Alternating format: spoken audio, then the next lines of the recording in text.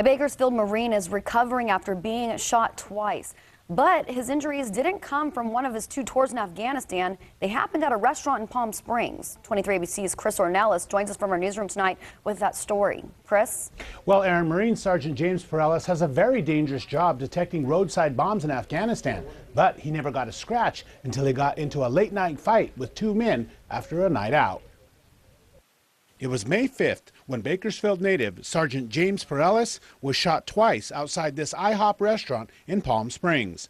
Perellis was with three other Marines having breakfast after a night on the town. As we were leaving, these three gangbangers were outside, started throwing up gang signs. Perellis is no stranger to danger, having served two tours in Afghanistan. We pretty much just rolled around in a bunch of vehicles, kind of IED, quick reaction force, looking for improvised explosive devices. But he never thought he'd be in danger after returning to his base in 29 Palms. We were back in the States for about a week when all this had happened. Perellis says after exchanging words with 27-year-old Brandon Fenton and 25-year-old Harrison Hall, Hall pulled out a gun.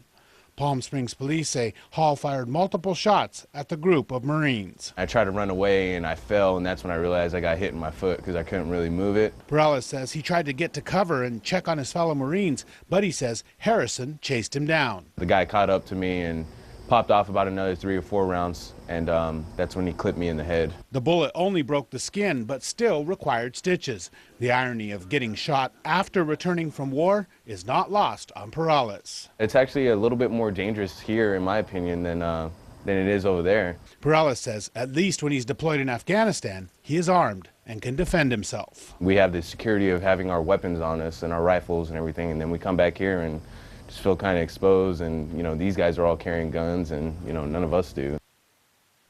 Now Perellis is anxious to get back to his unit. He says the doctors tell him he'll be able to walk on his own in about 4 months and should be able to return to full duty in 6 months.